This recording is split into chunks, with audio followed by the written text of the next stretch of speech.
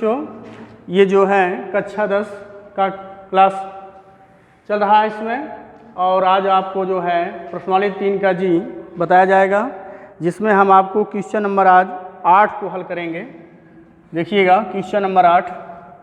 देखिए सवाल को हम किताब के माध्यम से पढ़ेंगे और आप अपनी किताब में देखकर मिलाएंगे और वहाँ से भी आप देखकर समझने का प्रयास करेंगे, और उसका हल जो है हम आपको वीडियो यानी ब्लैक बोर्ड में हम आपको लिखित करके दिखाएंगे।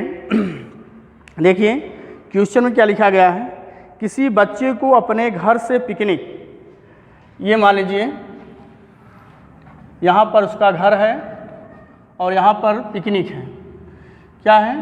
पिकनिक है, जिसके बीच की कुछ दूरी है जो हमें पता नहीं है।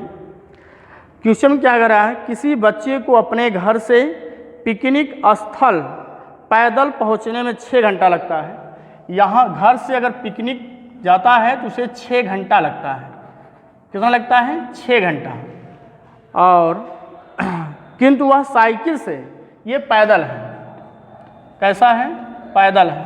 और अगर वह साइकिल से चलता है तो उसी दूरी को तय करने में उसे जो है 2 घंटे लगता है। कितना लगता है? 2 घंटे लगता है। यदि उसकी साइकिल की औसत चाल उसकी पैदल चाल से 7 किलोमीटर वो अधिक हो तो उसकी पैदल चाल और साइकिल की चाल ज्ञात कीजिए। फिर ध्यान से समझेंगे आप। किसी बच्चे को अपने घर से पिकनिक स्थल पैदल पहुंचने में 6 घंटा लगता है और उसी दूरी को अगर साइकिल से जाता है तो उसे 2 घंटे लगता है। सवाल को बहुत ही अच्छे से आप समझेंगे, बहुत ही सरल है, और आप जो समीकरण बना लेगा तो लगा ही लेगा।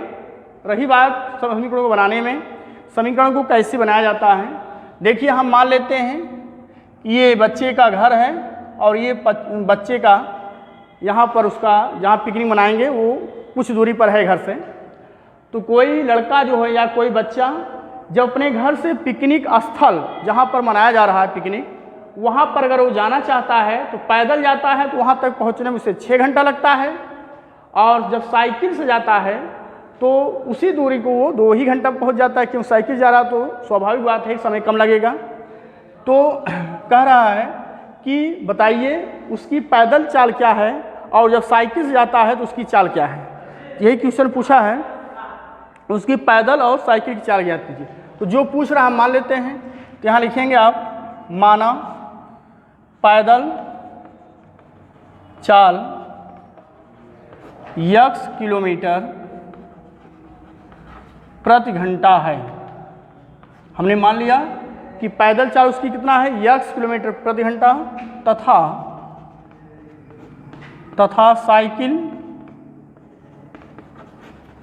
तथा साइकिल की चाल y किलोमीटर प्रति घंटा है।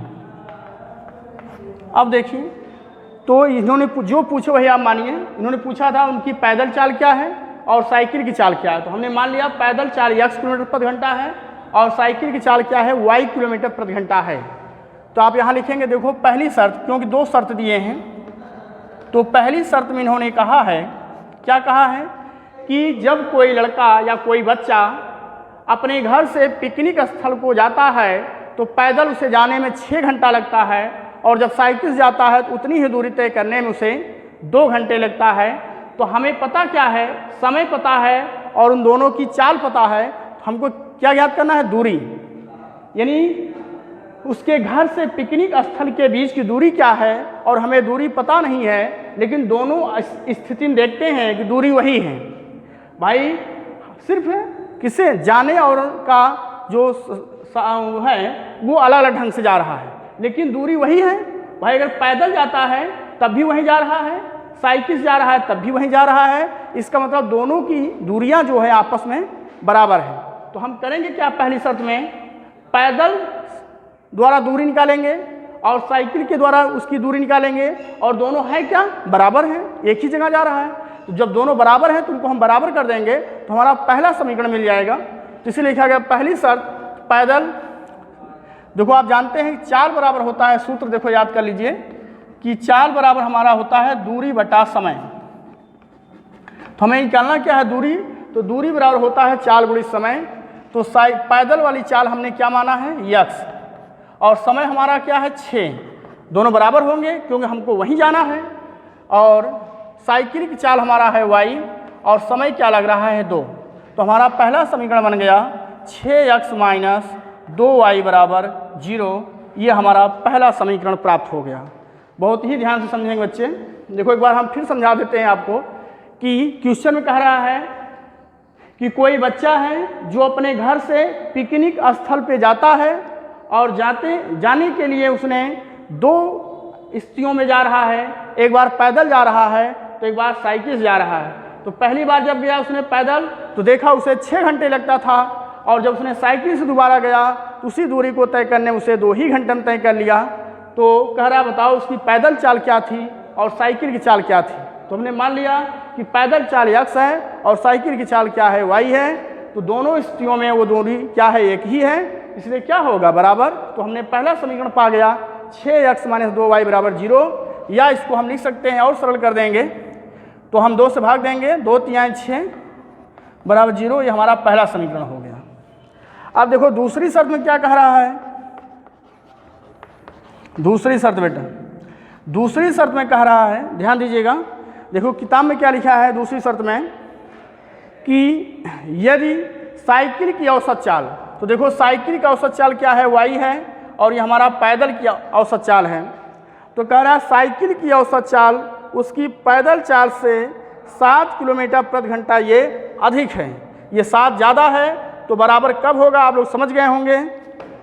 ये जो है इससे जो है 7 ज़्यादा है, अगर हम बराबर करना चाहते हैं, अगर ये 7 ज़्यादा है तो इसमें 7 हमें घटाना पड़ेगा या इसमें हम 7 जोड़ देंगे, तो ये दोनों आपस में क्या हो जाएंगे, बराबर हो जाएंगे। अगर आप इसमें 7 जोड़ देते हैं, ये पहले से ही ज़्यादा था, जब 7 और जोड़ देंगे तो ये इससे और ज़्यादा हो जाएगा, तो बराबर होने की कोई बात ही नहीं रह जाएगी। तो हमें बराबर करना है क्योंकि हमें समीकरण बनाना है, इसके लिए आप ऐसा जोड़ घटाओ ताकि उसकी स्थिति बराबर हो जाए।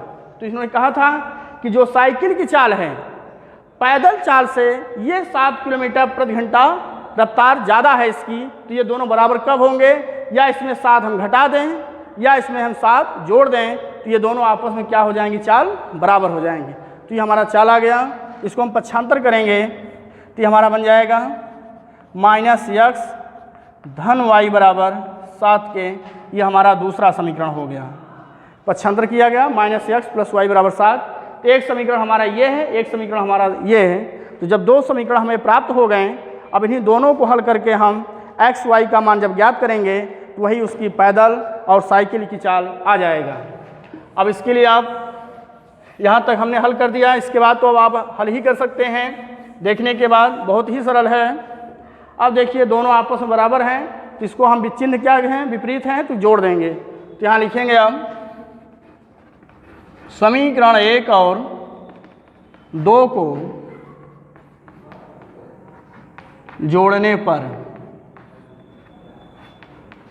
तो जोड़ेंगे तो 3x माइनस y बराबर 0 के, और दूसरा समीकरण है -x प्लस y बराबर किसके, 7 के। ये इससे कट गया, 3 में से घटा देंगे 2x बराबर 7, तो x बराबर हमारा आ गया 7/2, अर्थात 7 x मान कितना आया, 7/2 आ गया।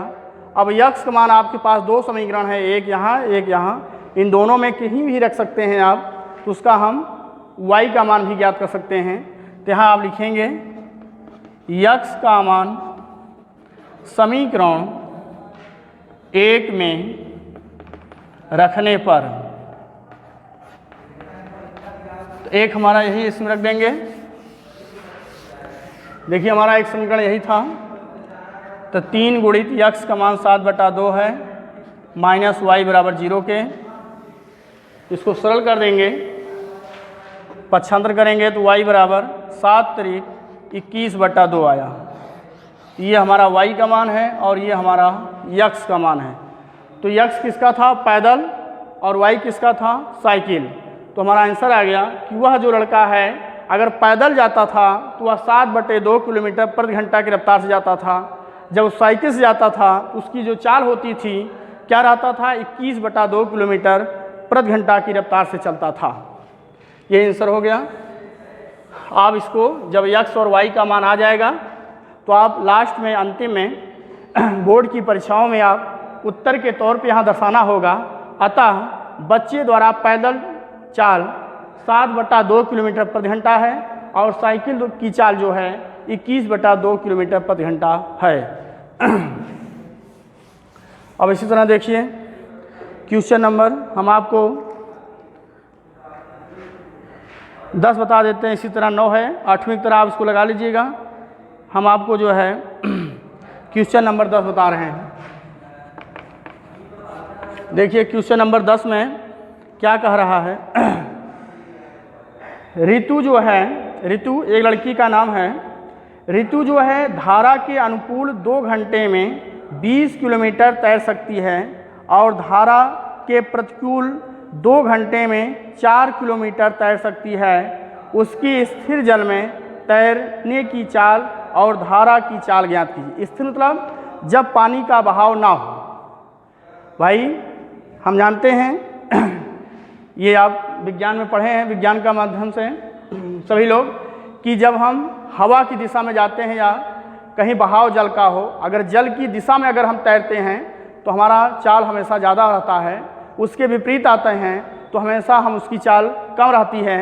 यानी कहने का मतलब कम और ज़्यादा क्यों होता है, जब धारा की दिशा में हम जाते हैं तो हमारी जो तैरते हैं या नाव से जाते हैं तो हमारी चाल में वो जो जल का बहता है उसकी चाल जुड़ जाती है, इसलिए आपकी चाल बढ़ जाती है। लेकिन जब उसके विपरीत हम आते हैं तो हमारी चाल में से धारा की चाल क्या होती है, घट जाती है, इसीलिए हमारी चाल धीमी हो जाती है और कम हो जाती है। तो यहाँ पर अनुकूल प्रतिकूल या अनुकूल समझते ही हैं, धारा की दिशा में, प्रतिकूल मतलब धारा के विपरीत दिशा में। तो इन्होंने जो पूछा है वही मानेंगे आप। इसमें पूछा क्या है, ऋतु की जो है शांत स्थिर जल में, स्थिर जब बहाव ना हो, जब जल में बहाव ना हो तब वह तैरना अगर चाहती है तो उसके तैरने की चाल, यानी उसके तैरने की चाल क्या होगी और जो धारा बह रही थी उसकी चाल क्या होगी।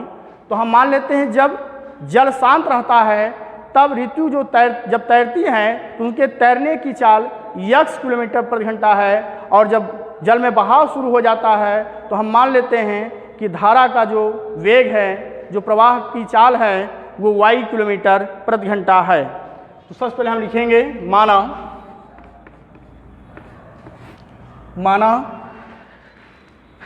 माना स्थिर जल में, माना स्थिर जल में ऋतु की चाल, ऋतु की चाल x किलोमीटर प्रति घंटा है।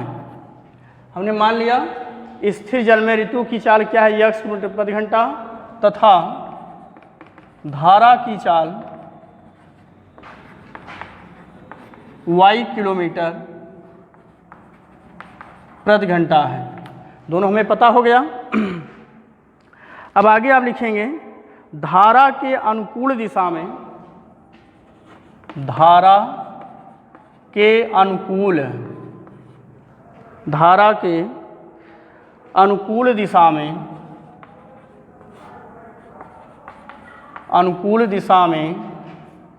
अनुकूल दिशा में चाल क्या होगा, आप लोग समझ गए होंगे। हमने अभी बताए थे इसके पहले कि जब हम धारा की दिशा में जाएंगे तो दोनों की चाल जुड़ जाती है, यानी कि नाव अगर जा रहा है तो नाव की चाल में धारा की चाल जुड़ जाती है। अगर ऋतु तैर रही है तो ऋतु की तैरने की चाल में धारा की चाल जुड़ जाती है। किधर, धारा के अनुकूल दिशा में ऋतु की चाल क्या होगी, तो शांत जल में उसकी चाल क्या था x, और जल का जो प्रवाह हो रहा है उसकी चाल y है। तो धारा के अनुकूल दिशा में ऋतु के तैरने की चाल जो होगा x + y किलोमीटर प्रति घंटा होगा। आगे, तथा धारा के प्रतिकूल कह रहा है, प्रतिकूल दिशा में चाल क्या होगा, किसके चाल में घटेगा, ऋतु के तैरने की चाल में धारा की चाल घटेगी, अर्थात x - y किलोमीटर प्रति घंटा होगा। तो देखिए धारा की अनुकूल दिशा में चाल क्या है x प्लस वाई, और धारा के प्रतिकूल दिशा में चाल क्या है x माइनस वाई। अब देखो क्वेश्चन में क्या कह रहा है, पहली शर्त हमारा बन रहा है, क्या कह रहा है कि ऋतु धारा की अनुकूल 2 घंटे में 20 किलोमीटर जाती है। तो हम जानते हैं कि चाल बराबर होता है दूरी बटा समय, सभी लोग जानते हैं। तो अनुकूल दिशा में चाल क्या है x प्लस वाई, कितनी दूरी जाती है 20 किलोमीटर तैरती है, कितनी दूरी, तो 20 बटा कितना समय लगता है 2 घंटा। क्वेश्चन देखो दिया है ना, धारा की अनुकूल दिशा में 2 घंटे में वह 20 किलोमीटर की दूरी तय करता है। तो हम जानते हैं कि चाल बराबर होता है दूरी बटा समय। तो धारा की दिशा में चाल क्या है x प्लस वाई, और वह कितनी दूरी जाता है 20 किलोमीटर, कितना समय लगता है 2 घंटा। तो दूरी भी दिया है, समय भी दिया है, चाल भी दिया है, रख दिया गया। तो हमें पहला समीकरण मिल गया, 2 दहम्मा 20 होता है, यानी x प्लस वाई बराबर 10। ये हमारा प्रथम समीकरण है। अगला देखिए दूसरी शर्त में क्या कह रहा है, दूसरी शर्त में क्या कह रहा है, फिर वही लिखेंगे आप कि चाल बराबर क्या होता है दूरी बटा समय। और देखिए यहाँ हम बना देते हैं। अब हमारा चाल क्या है प्रतिकूल दिशा में, देखो कह रहा है प्रतिकूल दिशा में हमारी चाल क्या बन रहा है ऋतु की x माइनस वाई, कितनी दूरी जाती है 4 किलोमीटर जाती है, कितना 4 किलोमीटर, और समय कितना लगता है 2 घंटा। देखिए समझने की बात है कि जब वह धारा की दिशा में जाती है तो 20 किलोमीटर की दूरी तय करने में उसे 2 ही घंटा लगता है, उतने ही समय में 20 किलोमीटर की दूरी तय कर ही रही। लेकिन जब लौटने लगती है तो उतने समय में वो केवल 4 किलोमीटर ही जा पाती है। इसका अर्थ है कि क्या होता है कि दिशा में चाल देखो दूरी बढ़ती है, और विपरीत दिशा में उतने समय में देखो दूरी क्या है बहुत ही कम है। तो ये हमारा दूसरा शर्त है। इसको जब हम हल करेंगे 2 दूना 4, तो x माइनस वाई बराबर हमें 2 प्राप्त होगा। ये हमारा दूसरा समीकरण हो गया। अब इन दोनों समीकरणों को हम हल करके x और y का मान जब ज्ञात करेंगे तो जो x का मान आएगा वही ऋतु की स्थिर जल में ऋतु की चाल होगी, और जो y का मान आएगी वही धारा की चाल होगी। तो देखो हम सरल कर लेते हैं, हल कर लेते हैं समीकरण को। हल करके x और y का मान ज्ञात कर लेंगे, और यही पूछ भी रहा था। तो देखिए हमारा पहला समीकरण में यहाँ धन है और वहाँ पर ऋण है, जोड़ दीजिए। तो यहाँ लिखेंगे आप समीकरण 1 और 2 को जोड़ने पर, तो जोड़ेंगे। पहला समीकरण हमारा है x प्लस वाई बराबर 10 दिया गया है, और दूसरा समीकरण हमारा है x माइनस वाई बराबर 2 दिया गया है। जोड़ दिए, 2x बराबर 12, तो x बराबर 12 बटा 2, 2 छंग 12, तो x का मान हमारा 6 आ गया। कितना आ गया 6। अब इस x का मान हम समीकरण 1 या 2 में रखेंगे तो हमें y का मान प्राप्त होगा। यहाँ लिखेंगे x का मान समीकरण 1 में रखने पर, तो हमारा समीकरण 1 क्या था, यही था। तो x का मान 6 है, धन y बराबर किसके 10 के, तो y बराबर 10 माइनस 6, तो y बराबर 10 में 6 के 4, ये हमारा y का मान आ गया।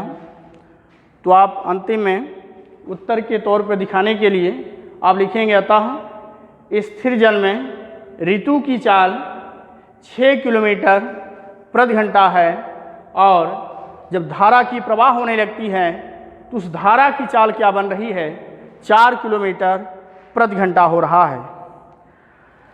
अब हम क्वेश्चन नंबर 10 तो सॉल्व हो गया।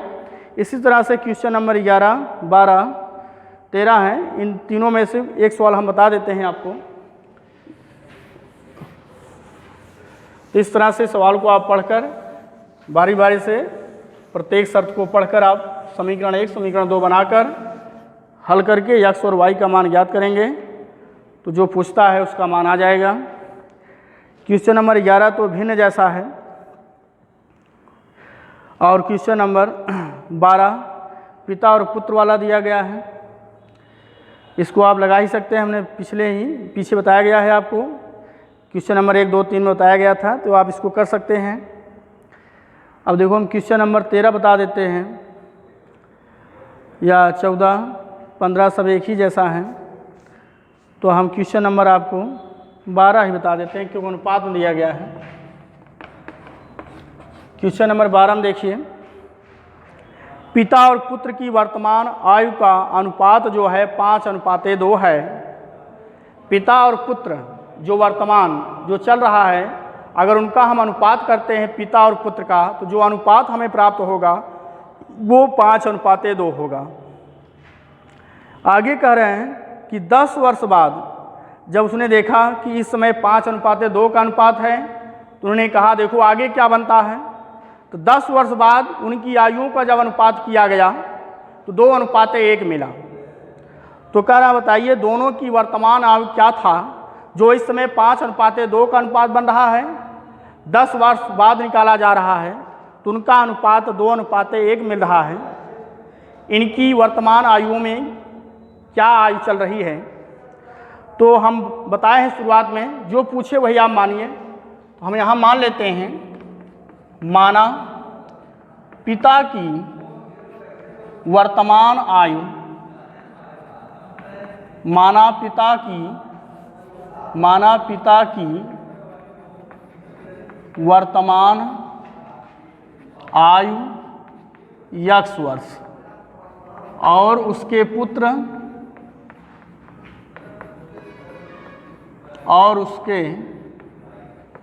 की वर्तमान आयु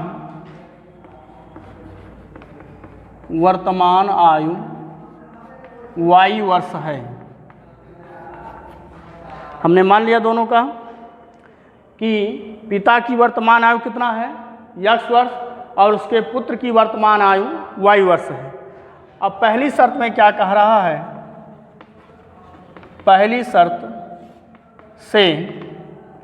पहली शर्त में हमारा क्या बन रहा है, कह क्या रहे हैं, पिता और पुत्र की वर्तमान आयु, यानी पिता की वर्तमान आयु x और पुत्र की वर्तमान आयु y, इनका अनुपात करेंगे तो x:y होगा। और इनका अनुपात किसके बराबर दिया है, 5:2 के। जिनको हम लिख सकते हैं x/y बराबर 5/2, तिरिया गुणा करेंगे तो 2x बराबर 5y, तो 2x - 5y बराबर किसके हैं, 0 के। ये हमारा प्रथम समीकरण प्राप्त हो गया। अब देखिए दूसरी शर्त क्या कह रहा है, दूसरी शर्त में क्या कह रहा है, पहली शर्त में वर्तमान में देखा गया पिता और पुत्र की जो वर्तमान आयु है वो 5:2 मिला, और 10 वर्ष बाद जब देखा गया तो उनकी आयुओं का जो अनुपात है 2:1 हुआ। तो जैसे 10 वर्ष बाद मतलब जैसे अगर इस समय वर्तमान मतलब इस समय जो चल रहा है, अगर उनकी आयु जो रहता है 10 वर्ष बाद अगर कोई कहता है, तो जैसे अगर इस समय हम 10 साल के हैं तो 10 साल बाद 20 हो जाएंगे, इसका मतलब जुड़ जाता है। तो वैसे इस समय जो है वर्तमान मतलब जो इसमें चल रहा है, पिता की क्या है x, तो 10 वर्ष बाद क्या होगा x + 10, और उसके पुत्र की क्या होगा y + 10। तब उन दोनों में आयुओं का अनुपात क्या दिया गया है, 2:1। फिर अनुपात करेंगे तो दूसरी शर्त में क्या लिखेंगे, 10 वर्ष बाद तो x + 10 हो जाएगा, अनुपात y + 10 हो जाएगा। और इन दोनों का अनुपात किस अनुपात के बराबर होता है, 2:1 की। 10 वर्ष बाद का रहा 10 जोड़ देंगे, अगर कहता 10 वर्ष पहले तो 10 हम घटा देते। अब इनको हम लिखेंगे, देखिए आगे हम लिख देते हैं यहाँ पर, यहाँ तक तो आप समझ ही गए हैं। अब इनको जब हम हल करेंगे तो x-10/y-10 लिखेंगे और बराबर किसके, 2/1 के। इनका भी जब हम त्रिया गुणा करेंगे तो x-10 बराबर, इसका इसमें गुणा करेंगे 2y-10 10 × 20, पक्षांतर कर देंगे तो x - 2y बराबर 20 - 10, तो x - 2y बराबर 20 में 10 घटा देंगे तो हमें 10 प्राप्त होगा। ये हमारा दूसरा समीकरण हो गया। अब इन दोनों समीकरणों को हम हल करके x और y का जब मान ज्ञात करेंगे तो वही x y का मान पिता और पुत्र की क्या होगा, वर्तमान आयु होगा। तो इसको हल करने के लिए आप देखते ही हैं कि हमारा पहला समीकरण में और दूसरे समीकरण में कोई भी गुणांक बराबर नहीं है। तो इसके लिए हम करते क्या है, बराबर करते हैं। तो अगर हम समीकरण 2 में 2 से गुणा कर दें 2x बराबर हो जाएगा और दोनों का चिन्ह समान है, घटा देंगे तो कट सकता है। तो यहाँ पर आप लिखेंगे समीकरण 2 में 2 से गुणा करके समीकरण 1 से घटाने पर, क्या करने पर, घटाने पर, क्योंकि दोनों का चिन्ह समान है। तो हमने क्या लिखा है, समीकरण 2 में 2 से गुणा करेंगे और समीकरण 1 से क्या कर देंगे, घटा देंगे। तो यहाँ पर हो जाएगा 2x - 2 दूना 4 बराबर 10 दूना 20 और ये हमारा है 2x - 5y बराबर 0 के, बराबर 0 के यहाँ दिया गया है।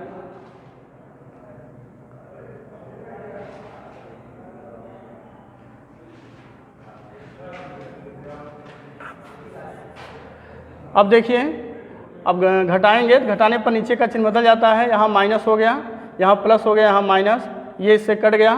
5 में से अगर हम 4 घटा देते हैं तो y आ जाएगा और यहाँ हमें 20 हो गया। तो देखिए हमें y का मान क्या प्राप्त हो गया, 20। इसका मतलब पुत्र का वर्तमान आयु कितना आ गया, 20 वर्ष। अब y का मान हम समीकरण 1 या 2 में रखेंगे। तो यहाँ लिखेंगे y का मान समीकरण 2 में रखने पर, तो 2 में रख दीजिए, यहाँ 2 है। तो x - 2 × 20 बराबर 10। तो x बराबर 10, ये माइनस उधर जाएगा प्लस, 20 दूना 40। तो x बराबर 40 10 50। तो देखिए बेटा ये आ गया आपका। इसका मतलब क्या है, पिता की वर्तमान आयु कितना है, 50 वर्ष और उसके पुत्र की वर्तमान आयु क्या है, 20 वर्ष। अगर इनका हम अनुपात करते हैं तो देखिए, तो इस तरह से आपका ये मान प्राप्त हुआ।